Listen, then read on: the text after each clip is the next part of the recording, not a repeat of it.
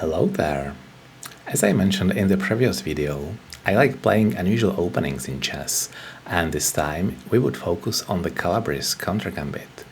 If you've never heard of such an opening, you're probably not alone. The Calabrese Countergambit is rarely played at the highest levels, and I wouldn't recommend trying it against grandmasters.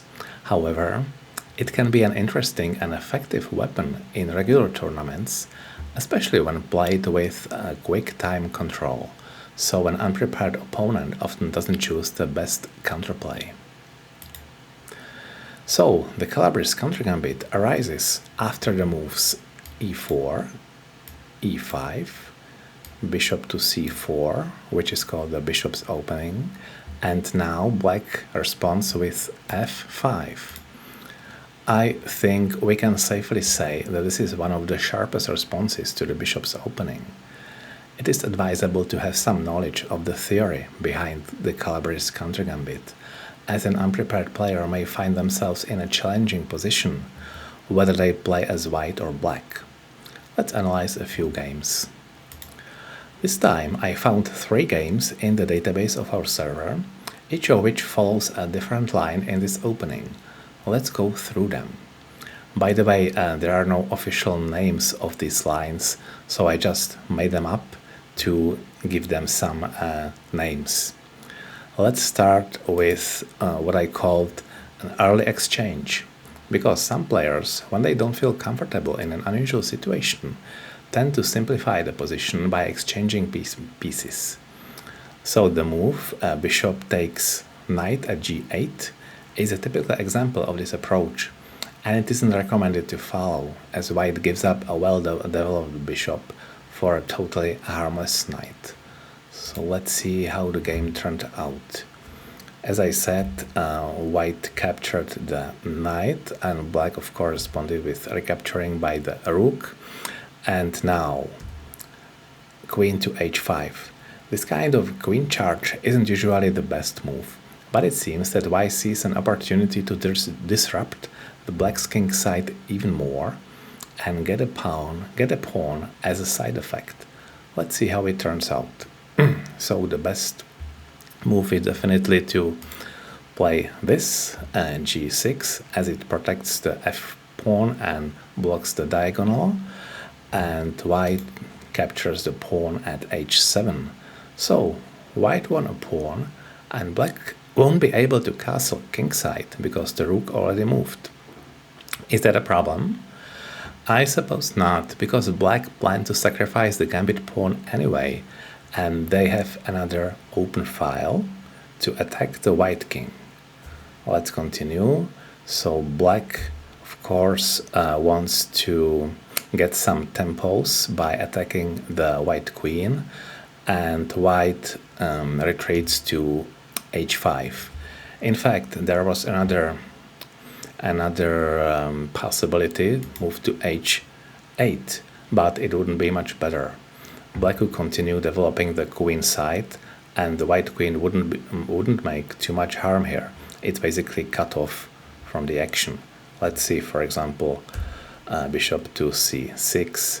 Now white can move the d pawn to open the diagonal for the bishop in a hope to support the queen with the attack, but of course black has a simple way to block it. Now diagonal is blocked here.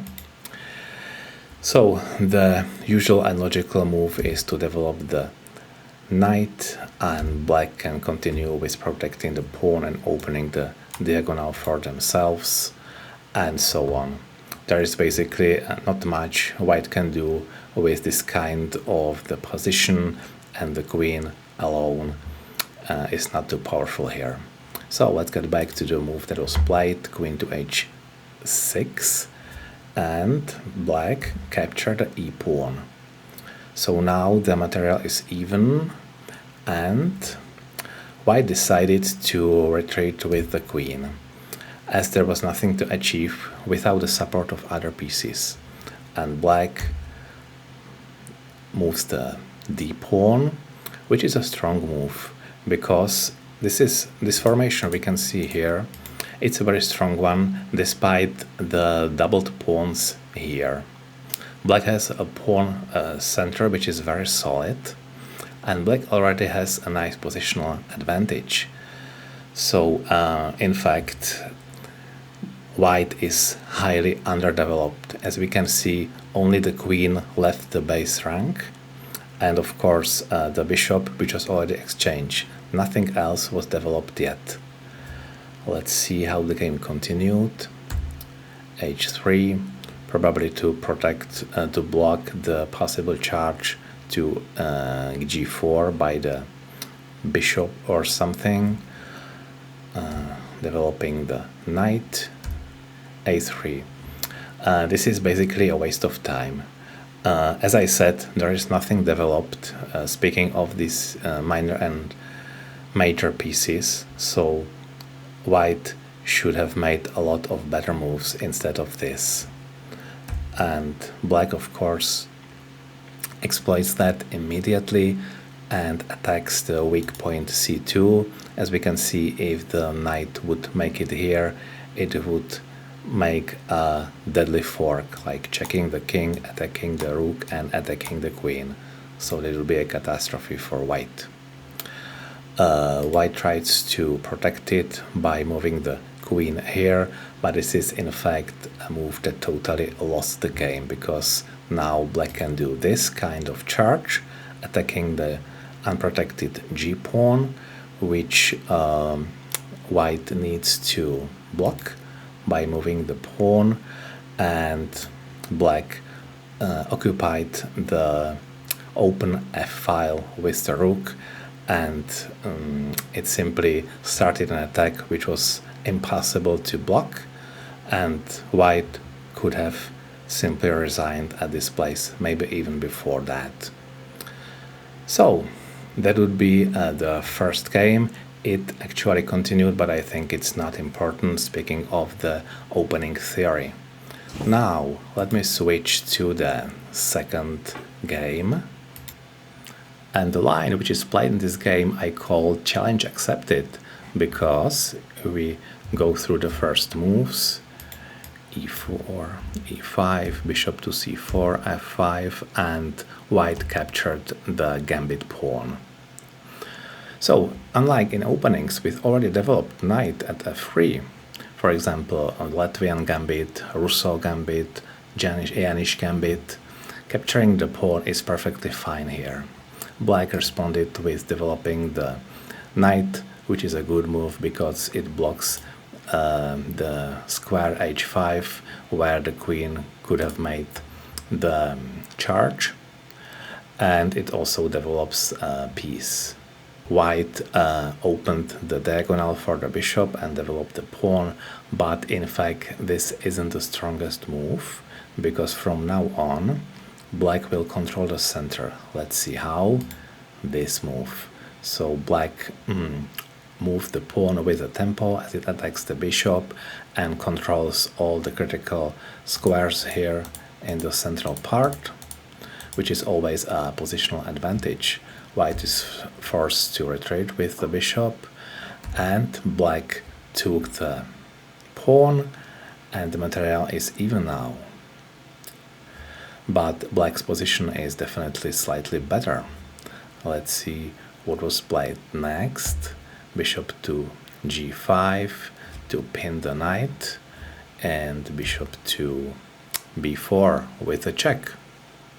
Now white needs to block the check with a pawn, and the bishop retreated, as it is in a better position here, and also the knight is no longer pinned because the line to the queen is blocked by the bishop. And again, just like in the previous game, this is mostly a waste of time, because there are no imminent threats from the square g4, and white would do better if they develop some pieces, prepare castling, and prepare some kind of attack. Otherwise, they are slowly just decreasing the value of their position. Developing the knight to c6, now finally developing something. But of course, since white played h3 to control the square g4, it's not clear why they didn't develop the knight to f3 instead, because this is definitely a more active position. Moving the queen, knight here to attack the bishop, but of course this can be easily countered. And castling, h5, direct attack against the king side, because black can afford to leave the rook here to support the attack over the h file, while they will definitely castle to the queen side, as we'll see. d4 and castling.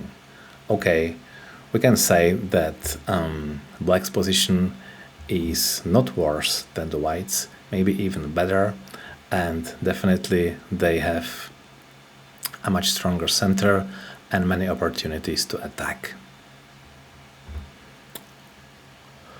Okay, and the last line I found in the database and prepared is called reject and play on. Let's see why.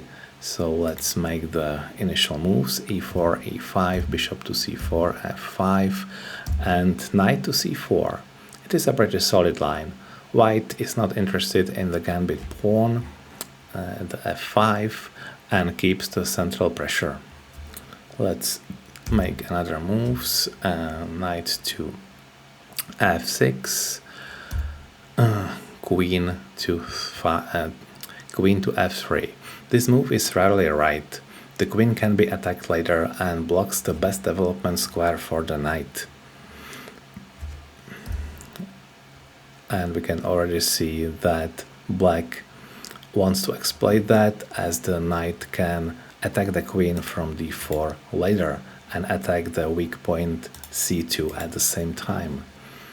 Okay, knight to e2, and black instead played knight to a5, because they probably want to exchange the knight for the annoying bishop that blocks the black from castling king side, as the diagonal is fully open. Then black would castle king side and harass the white queen over the f file by the rook. Okay, so white retreated with the bishop. Now d5 to open the diagonal for the bishop. Queen to g3. It seems that white just expects black to castle king side, already prepares the attack over the g file, but it won't work. We'll see why. Capturing this pawn, capturing with a check. So white, black blocks this with the bishop, and another check to move the bishop to safety, otherwise it would be captured by the pawn. c6, and moving to the only place where it isn't attacked by any other black piece, and short castling. I can say that black can be satisfied with the outcome. They have a strong pawn center, and white pieces are scattered across the board. I would say that the game is already won from the positional perspective for black, of course. Let's see a few more moves. h3, knight to c4, queen to h2, bishop to d6, g3. This is an interesting strategy, like the queen, which is supposed to attack mostly, is now hidden behind the barrier of pawns, and in fact it doesn't have any influence on the rest of the game. Knight to e5. Okay, another very passive move. I think that white probably wanted to protect this protect this square, because there was a threat of forking the king and the queen. Queen e7, knight here, and now we actually make the check, because there is an opportunity to open the e-file for the attack. White is forced to capture and captured by the pawn, and it is in fact a very impressive pin. The knight is lost because it cannot move, it's blocked by the queen, and it's being attacked by the pawn. So I'm not sure why White didn't resign at this position. In fact, they continued to, I would say, I think it was move number 30 when Black finally delivered a checkmate. Okay, and that's all for this video. Let me just make some conclusion. So, even though there are some dangers involved, the Calabrese Countergambit can be an enjoyable and thrilling way to start a chess game. To use this opening successfully, of course, you need to be good at tactics and knowing where to place your pieces on the board. You also have to be ready to take some chances to gain an advantage early in the game. While it might not be the top choice in professional chess, it can be a strong strategy if you are a creative and bold player. Very well, thank you very much for watching and see you in the next video.